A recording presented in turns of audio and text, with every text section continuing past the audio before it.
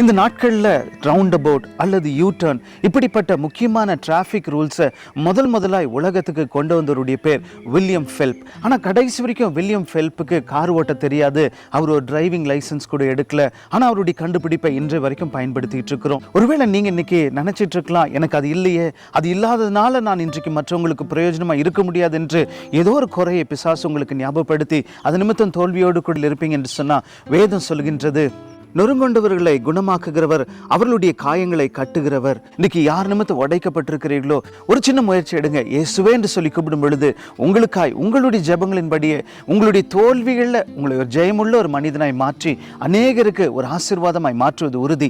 நம்பிக்கை இழந்துடாதீங்க. மற்றவங்கள் முன்பு நீங்கள் தோர்த்து போனாலும் சரி, இந்த ஆண்டவருக்கு முன்பு நிச்சயமாய் நீங்கள் ஏதோ ஒரு காரியத்தில் வெற்றி கொண்டவராய் நிறுத்தும்படி ஆண்டவர் ஒரு பெரிய நோக்கத்தோடு கூட இருக்கின்றார். அந்த நோக்கம் நிறைவேற போகின்றது. ஒரு நிமிடம் முடிந்தது. நாளை சந்திப்போம்.